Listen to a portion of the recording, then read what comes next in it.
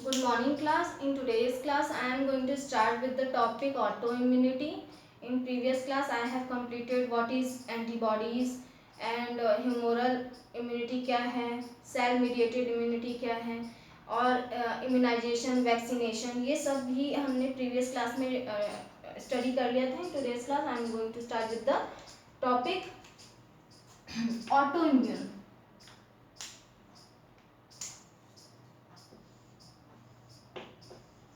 Autoimmunity.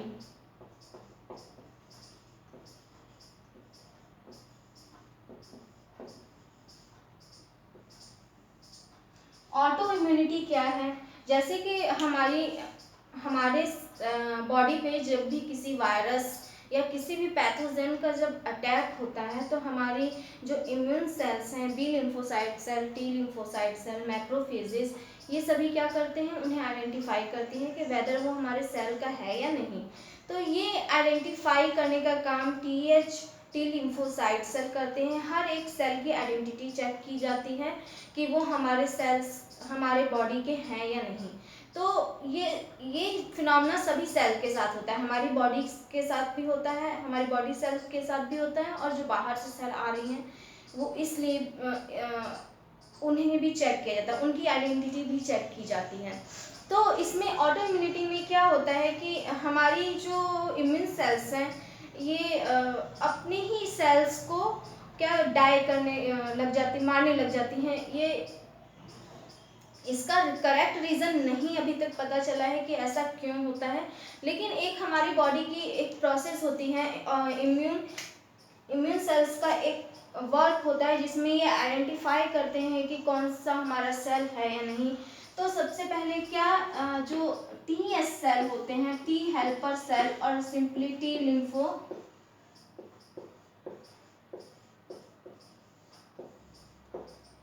Side cell,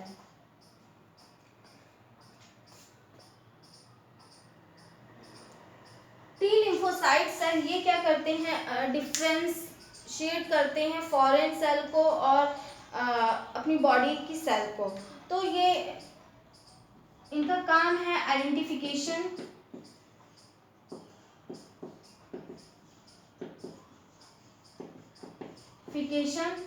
and differentiation.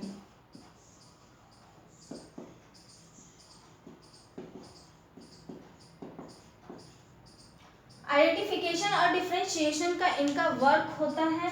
T helper cell और T lymphocyte cell ये क्या करते हैं, ये चेक करते हैं डिफरेंट सेल पे.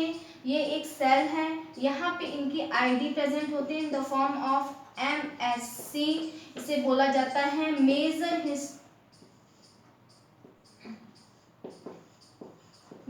Histo compatibility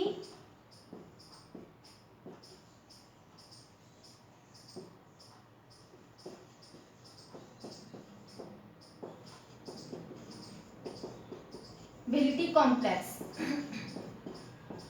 sorry. तो क्या होते हैं, हर सेल्स की एक अपनी एक आइडेंटिटी होती है. वो आइडेंटिटी क्या है, MSC major histocompatibility complex. तो ये टी लिम्फोसाइट इसी को चेक करते हैं. अगर ये हमारी सभी, ये क्या होगा, हमारे सभी सेल्स के पास एक जैसा होगा.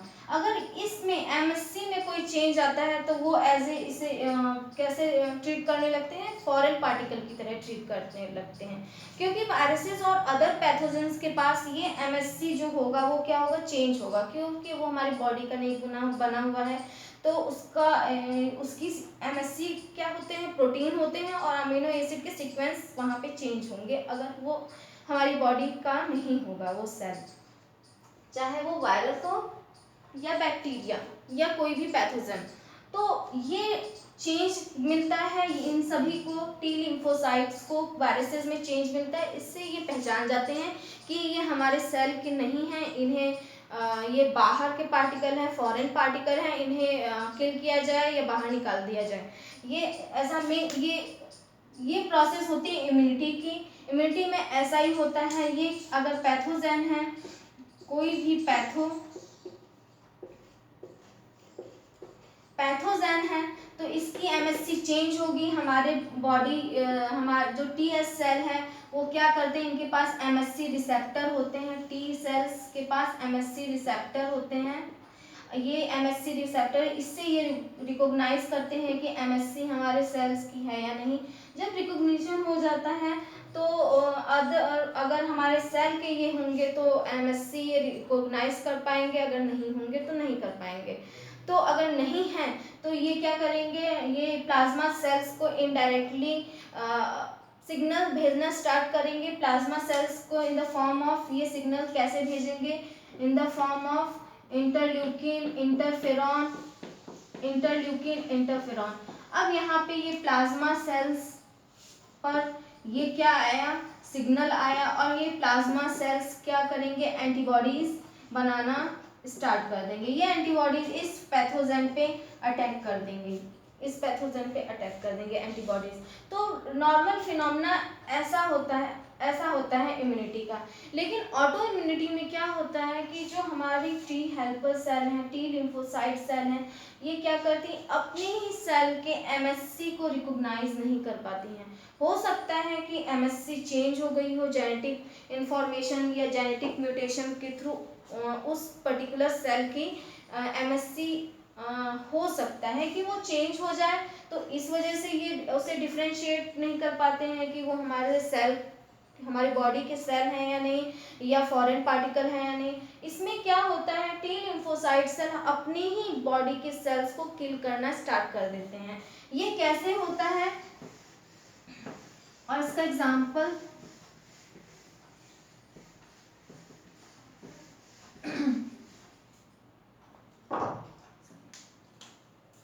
डिफ्रेंशिएशन।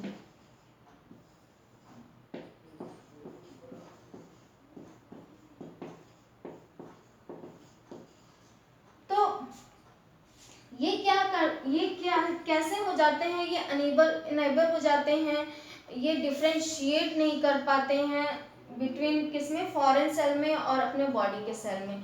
तो ये ट्रीट करने लग जाते हैं अपने सेल्स को एज ए फॉरेन सेल्स। तो ये क्या हो जाते हैं, टीएच लिम्फोसाइट्स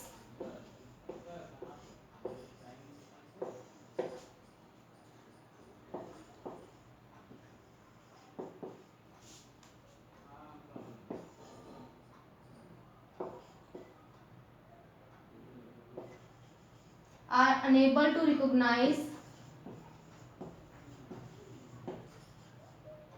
in between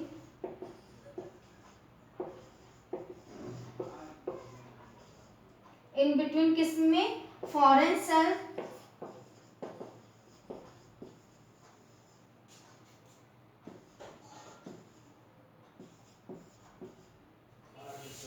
और अपनी बॉडी सेल में। ये क्या इनकी एबिलिटी जो होती है वो लॉस हो जाती है रिकॉग्निशन की, ये फॉरेन सेल है या अपनी बॉडी की सेल है। तो ये क्या करने लग जाते हैं, अपनी खुद की बॉडी के सेल को ही फॉरेन सेल की तरह ट्रीट करने लग जाते हैं और उन्हीं पे अटैक कर देते हैं। तो ये क्या होता है कि ये ट्रीट करने लग जाते हैं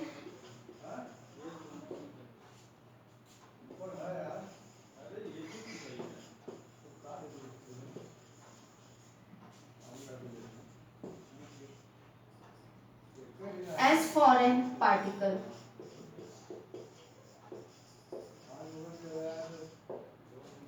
फॉरेन सेल्स की तरह ट्रीट करने लग जाते हैं और इसमें क्या होता है, ये अपनी ही सेल पर अटैक करने लग जाते हैं और अपनी एक एक सेल को डिस्ट्रॉय करने लग जाते हैं। इसका बेस्ट एग्जांपल है एल्बिनिज्म। एल्बिनिज्म में क्या होता है, जनरली आपने देखा होगा कि एल्बिनिज्म किसी को हुआ है तो वाइट पैचेस बॉडी पर बन जाते हैं, बड़े बड़े लार्ज वाइट पैचेस बन जाते हैं और वो सफ़ेद होना स्टार्ट कर देते हैं, उनकी स्किन जो है सफ़ेद होना स्टार्ट कर देती है और जब तक नहीं रुकती है सफ़ेद होना, जब तक पूरा वो जो पर्सन है पूरा वो सफ़ेद ना हो जाए, पूरा वो वाइट ना हो जाए।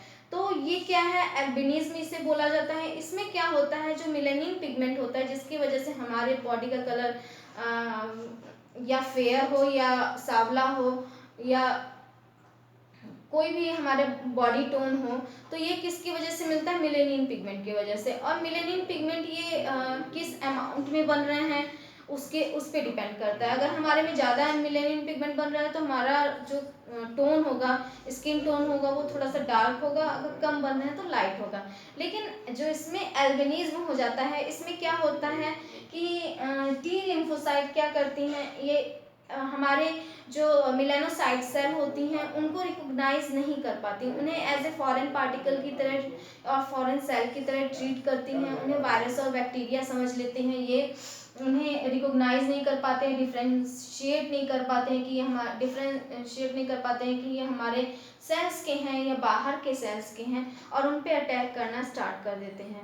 और जब तक नहीं रुकते हैं उन पे ये अटैक करना, तब तक चलता रहता है जब तक एक एक मेलेनिन पिगमेंट को ये मार न दे, ख़त्म न कर दें। तो एक एक मेलेनिन पिगमेंट जो बॉडी का है तब ख़त्म हो जाता है, तब ये जाके शांत बैठते हैं।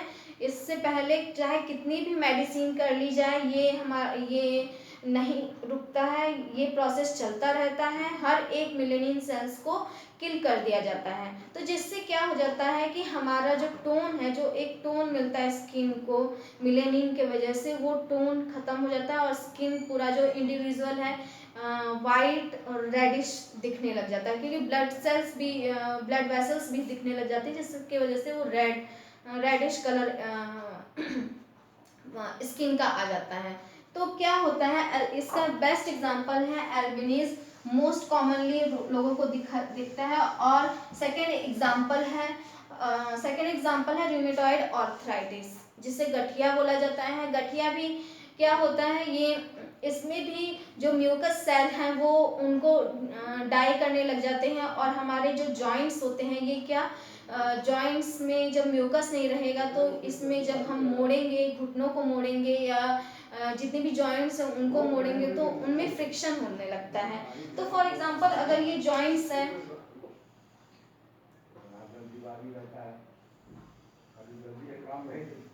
यहाँ पे म्यूकस फिल रहता है, अगर यहाँ पे म्यूकस फिल रहता है, म्यूकस सेल से म्यूकस फिल रहता है, तो ये इजीली हम अपने जॉइंट्स को मोड़ पाते हैं और मूवमेंट कर पाते हैं। तो यहाँ पे अगर म्यूकस सेल्स को डाई कर देंगे ये टी लिम्फोसाइट्स, तो यहाँ क्या होगा, म्यूकस नहीं प्रेजेंट होगा और यहाँ पे फ्रिक्शन होने लग जाएगी।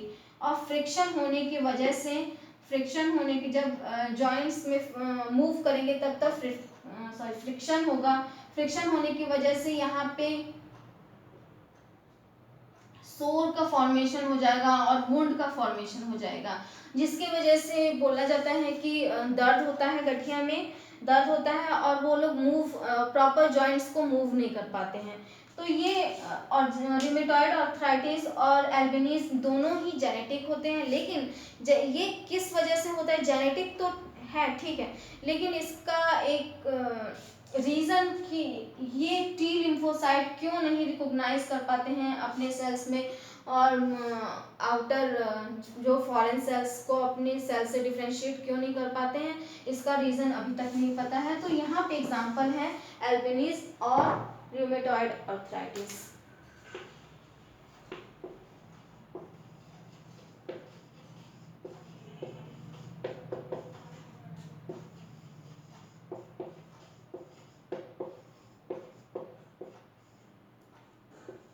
नेक्स्ट एग्जांपल है एल्बिनिज। एल्बिनिज में क्या होता है कि वही जो मेलानिन पिगमेंट को किल कर दिया जाता है, तो इसमें तब तक ये बढ़ता जाता है, एक जगह एक पॉइंट से अगर शुरू हो गया तो वो बढ़ता जाएगा और तब तक नहीं रुकेगा जब तक पूरी बॉडी जो है हमारी वाइट ना हो जाए। और ये रूमेटॉइड आर्थराइटिस तब भी कॉमन है अगर हमारे ग्रैंड पेरेंट्स में रूमेटॉइड आर्थराइटिस है तो हमारे में भी हो सकता है, लेकिन एल्बिनिज्म इतना कॉमन नहीं है, जेनेटिक है लेकिन इतना कॉमन नहीं है। ये बहुत कई जनरेशन के बाद ये शो होता है, मतलब 3 to 4 जनरेशन के बाद सिर्फ 0.1% चांस है कि ये एल्बिनिज्म किसी उसके ऑफस्प्रिंग में शो हो।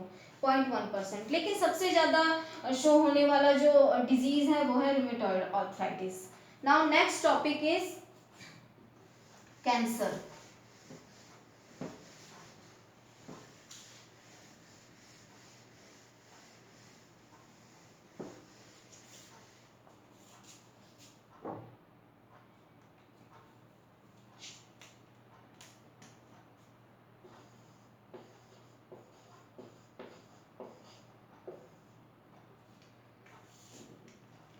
कैंसर क्या है? किसी भी जैसे हमारी सेल साइकिल होती है ये क्या हाईली रेगुलेटेड होती हैं, स्पेसिफिक होती हैं और टाइम पर ये रुक जाती है। मतलब इसमें कई सारे जो हमारी सेल साइकिल होती है यहाँ पे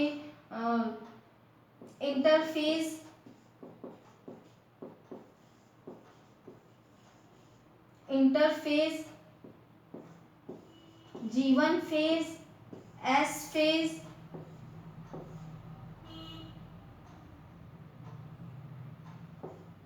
G2 फेज और M फेज।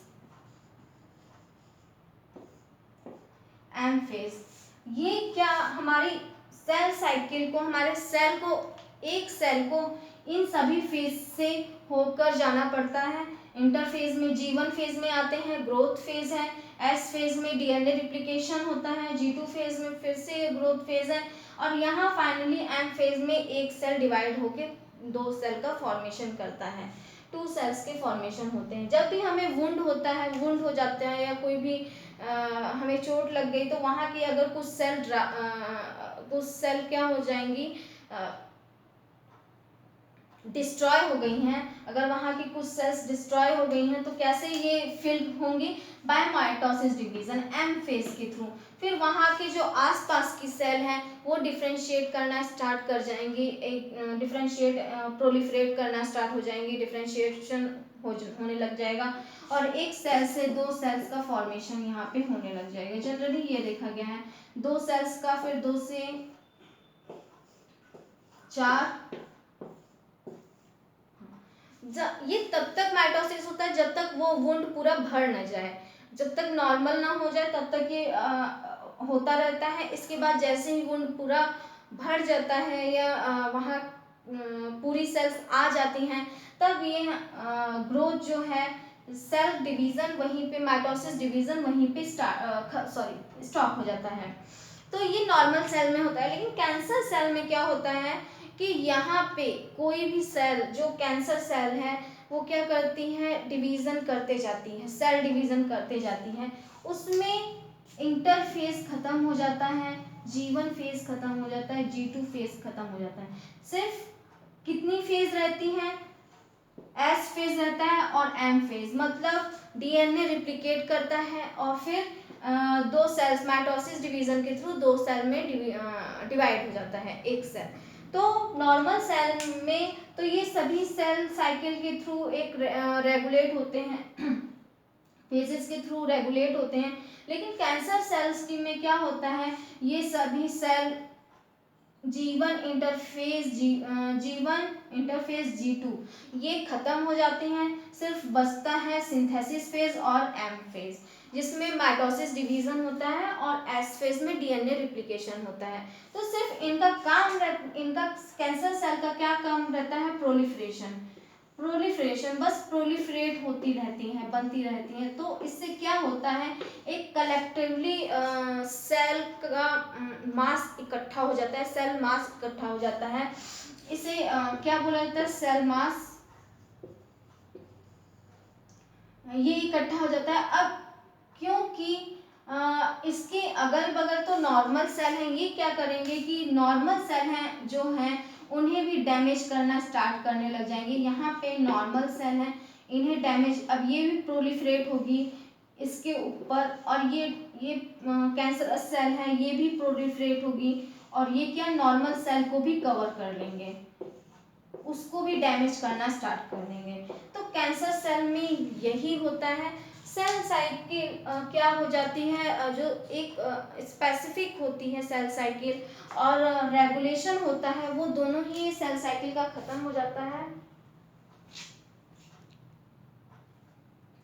सेल साइकिल का रेगुलेशन खत्म हो जाता है, डिफरेंशिएशन खत्म हो जाता है, सिर्फ सेल क्या करती है, सिर्फ प्रोलिफरेशन करती है, मतलब एक सेल मास बनाना स्टार्ट कर देती हैं। उसमें क्या होता है, इसमें ये भी एबिलिटी होती है कि अदर सेल को भी स्टिमुलेट करें, नॉर्मल सेल जो हैं उन्हें भी स्टिमुलेट करें प्रोलिफरेट करने के लिए, और ये जैसे जैसे बढ़ते हैं ये नॉर्मल सेल को या तो डैमेज करते हैं या तो उन्हें भी स्टिमुलेट करते हैं कि वो भी प्रोलिफरेट करें। तो यहाँ पे क्या होता है कि ये एबनॉर्मल सेल होती हैं, एबनॉर्मल सेल होती हैं, इनमें ये इंटरफेज में नहीं जाती, G1 फेज में भी G2 फेज में भी नहीं जाती हैं, सिर्फ एस और माइटोसिस फेज में जाती हैं। और इसके बाद ये नॉर्मल सेल को भी स्टिमुलेट करती हैं प्रोलिफरेट होने के लिए, डिफरेंशिएट होने के लिए, और या तो उन्हें डैमेज करते हैं जहां भी ये फॉर्मेशन होते हैं। तो ये क्या, इसमें क्या होता है, सेल की एबिलिटी लॉस हो जाती है और सेल में ये सेल साइकिल नहीं होती है, इसमें भी सेल साइकिल नहीं होती है पूरी। तो यहाँ पे जितने भी कैंसर सेल हैं उनमें कैसी एबिलिटी लॉस हो जाती है डिफरेंशिएशन की, क्योंकि नॉर्मल सेल क्या होती है, normal cell have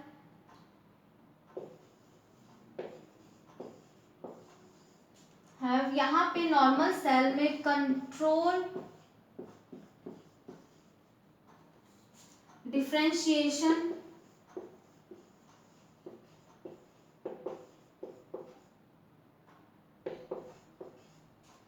control differentiation and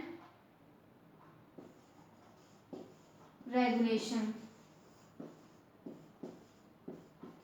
तो यहाँ पे जो नॉर्मल सेल होती है वो उनके पास कंट्रोल वे में डिफरेंशिएशन, सेल का डिफरेंशिएशन और रेगुलेशन होता है, लेकिन जो कैंसर सेल है इसमें क्या हो जाता है, ये अनकंट्रोल्ड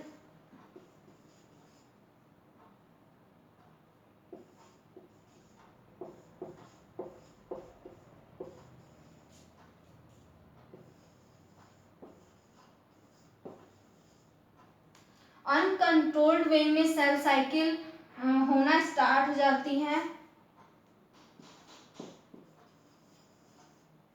अनकंट्रोल्ड वे में सेल साइकिल स्टार्ट हो जाती है, और यहाँ पे अनकंट्रोल्ड प्रोलिफरेशन होता है, प्रोलिफरेशन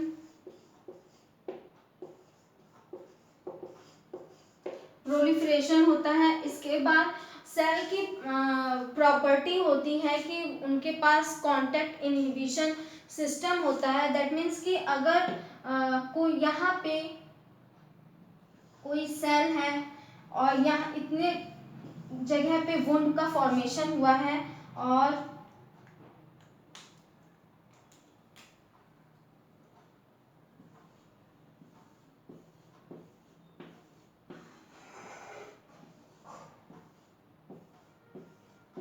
यहाँ पे नॉर्मल सेल्स हैं और यहाँ पे कोई हमें चोट लग गई है, वुंड का फॉर्मेशन हुआ है, तो इसको नॉर्मल सेल से भरना है, तो उसके लिए माइटोसिस डिवीजन होगा।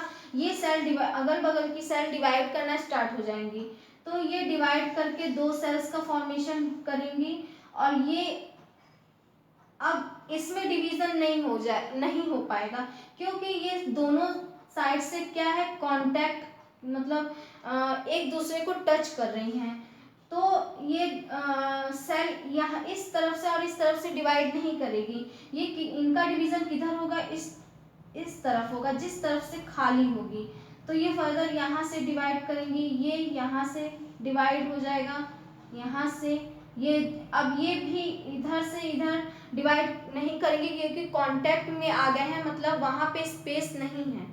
अब इसे बोला जाता है कांटेक्ट इनहिबिशन, मतलब कि जो स्पेस खाली है सिर्फ डिवीजन वहीं पे होगा, जो स्पेस भर चुका है अब वहाँ की टच हो रहा है सेल दूसरे सेल से, दैट मीन्स कि अब वहाँ पे सेल डिवाइड करने की जरूरत नहीं है, तो जो जगह खाली है उसे फिल किया जाएगा। तो लेकिन यहाँ पे कैंसर सेल में क्या होता है, यही कांटेक्ट इनहिबिशन की एबिलिटी लॉस हो जाती है।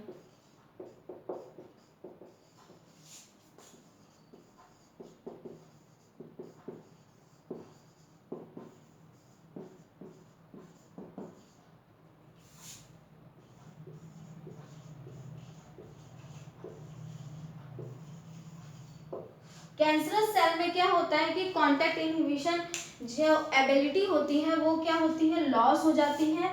इसकी वजह से ये एक के ऊपर एक डेवलपमेंट स्टार्ट हो जाता है और कई सारे सेल मास कलेक्टिवली फॉर्म हो जाते हैं। अब ये कैसे होता है, ये अनवांटेड रेगुलेशन सेल साइकिल का कैसे होता है, इसके लिए सर्टेन केमिकल्स रिस्पॉन्सिबल है, यूवी रेडिएशन रिस्पॉन्सिबल है।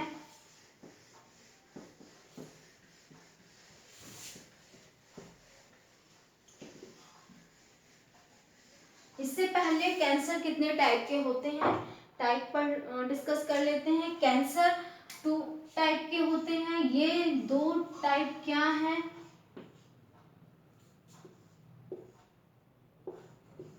फर्स्ट है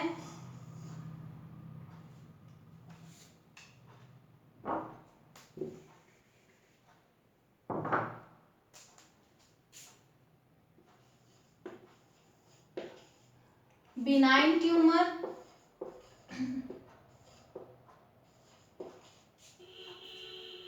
और मैलिग्नेंट।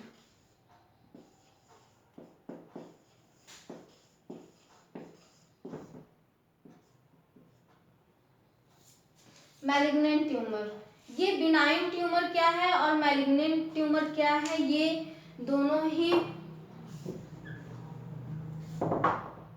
डिफरेंट है। बिनाइन ट्यूमर में क्या होता है कि कोई अगर सेल है जहाँ पे जो कैंसरस सेल है, अगर वो बाई चांस वो नॉर्मल सेल कैंसरस सेल में चेंज हो गई, मतलब कोई भी स्टिमुलाई हो सकता है उसके लिए, वो केमिकल हो सकता है, यूवी रेडिएशन, एक्सरे भी, कोई भी स्टिमुलस हो सकता है। इस ये नॉर्मल थी, अभी कैंसरस सेल में चेंज हो गई है, तो जिस जगह चेंज हुई है वो इसी जगह रहेगी, यही इसी जगह प्रोलिफरेशन इसका प्रोलिफरेट करना स्टार्ट कर देगी और कलेक्टिवली सेल मास का फॉर्मेशन यहाँ पे हो जाएगा।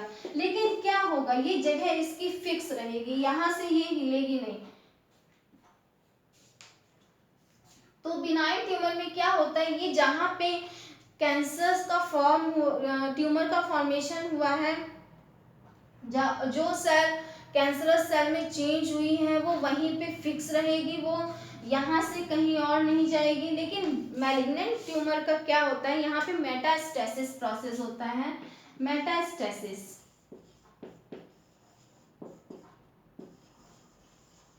मेटास्टेसिस में क्या होता है, फॉर एग्जांपल ये लाइनिंग है, एंडोडर्म है, यहाँ की कोई सेल, अब यहाँ की कोई सेल कैंसरस सेल में चेंज हो गई है, यहाँ तो ये कैंसर फॉर्म कर ही रही है, फॉर एग्जांपल कैंसर फॉर्म कर रही है, लेकिन अगर ये क्या करेगी, ये कैंसर सेल यहाँ से डिसोसिएट हो के मूव कर जाएगी, इन ब्लड सर्कुलेशन में मूव कर जाएगी और दूसरी जगह फिक्स होके वहाँ भी सेल मास का फॉर्मेशन कर लेगी। फिर यहाँ से ये मूव करेंगे, एक सेल मूव कर जाएगी और यहाँ पे सेल मास का फॉर्मेशन हो जाएगा। तो इस तरीके से इसमें मेटास्टेसिस प्रोसेस होती है। मेटास्टेसिस प्रोसेस में क्या करते हैं कि एक कैंसर सेल वहाँ से डिसोसिएट करके ब्लड सर्कुलेशन में डिफरेंट जगह पहुँचती है, पूरी बॉडी, होल बॉडी में कहीं भी जा सकती है, कहीं भी जाके वो प्रोलिफरेशन और डिफरेंशिएशन कर सकती है। तो प्रोलिफरेशन करके एक कलेक्टिवली सेल मास जगह जगह बन जाएंगे। तो इसमें क्या होता है कि पूरी बॉडी में जगह जगह गांठ, सेल मास का एक गांठ दिखाई देने लग जाता है। हो सकता है कि ये एक्टोडर्मली दिखाई दे, या ऐसा भी हो सकता है ये इंटरनली सभी ऑर्गन को अफेक्ट कर रहा हो, kidney, liver, lungs, internal organ को इफेक्ट कर रहा हो। क्योंकि क्या होगा कि हर जगह सेल मास बनना स्टार्ट हो जाएगा इन मैलिग्नेंट जो ट्यूमर रहेगा इसमें। तो ये सबसे डेंजरस ट्यूमर होता है मैलिग्नेंट ट्यूमर, इसे निकालना बहुत मुश्किल होता है, ट्रीटमेंट भी बहुत मुश्किल होता है, क्योंकि ये हर जगह फैल जाते हैं। एक जगह होगा तो इसका पूरा चांसेस रहता है कि ये पूरी बॉडी में फैल सकते हैं, कहीं भी जा सकते हैं। ब्लड सर्कुलेशन के थ्रू। बिनाइन ट्यूमर में क्या होता है, ये जिस इनकी लोकेशन फिक्स रहती है, ये जिस जगह बने हुए हैं बस उसी जगह रहते हैं, ये कहीं इनका मूवमेंट नहीं होता है, मेटास्टेसिस प्रोसेस नहीं होता है। लेकिन मैलिग्नेंट में क्या होता है, मेटास्टेसिस प्रोसेस होता है, सेल मूव कर जाती है in blood circulation. Blood circulation में क्या मूव कर गई ये, ब्लड सर्कुलेशन में मूव करके फिर ये, क्योंकि ब्लड सर्कुलेशन सभी डिफरेंट सेल तक जाएगा, डिफरेंट सेल तक जाएगा, तो डिफरेंट पूरी बॉडी में चले जाएंगे, तो बॉडी में ब्लड सर्कुलेशन पूरी बॉडी में होता है, तो सर्कुलेशन के थ्रू ये कहीं भी जा सकते हैं, ब्रेन में भी जा सकते हैं, हमारे किडनी, लंग, लिवर, किसी भी ऑर्गन को या ऑर्गन सिस्टम को अफेक्ट कर सकते हैं। तो ये सबसे डेंजरस मैलिग्नेंट ट्यूमर है। और बिनाइन ट्यूमर ये लेस डेंजरस है, ये जहाँ पर बने हुए हैं इन्हें रिमूव किया जा सकता है, इन्हें सर्जरी के थ्रू रिमूव किया जा सकता है। एक बार रिमूव हो गए तो ट्रीटमेंट करके ये दोबारा इनकी कॉज मुश्किल है, नहीं हो सकती है, या लेकिन इसमें क्या है, इसमें क्या होता है कि इन्हें निकालना मुश्किल, बहुत मुश्किल होता है, क्योंकि कहाँ कहाँ से इन्हें निकाला जाएगा, क्योंकि हर ब्लड सर्कुलेशन के ये थ्रू पूरी बॉडी में सेल क्या डिसोसिएट, पूरी बॉडी में ही सेल फैल चुकी हैं, तो इनको निकालना मुश्किल, बहुत मुश्किल हो जाता है। तो और ट्रीटमेंट भी बहुत मुश्किल होता है। तो मेजरली इसमें 99% ह्यूमंस डाई कर जाते हैं, और इसमें ये चांसेस बहुत कम है, इसमें इस ट्यूमर को निकाला जा सकता है सर्जरी के थ्रू। और तो यहाँ पे जो मॉर्टेलिटी रेट है वो थोड़ा इसके कंपैरिजन में कम होता है बिनाइन ट्यूमर में। नेक्स्ट टॉपिक है इसका ट्रीटमेंट और कॉज, जो हम लोग नेक्स्ट क्लास में डिस्कस करेंगे।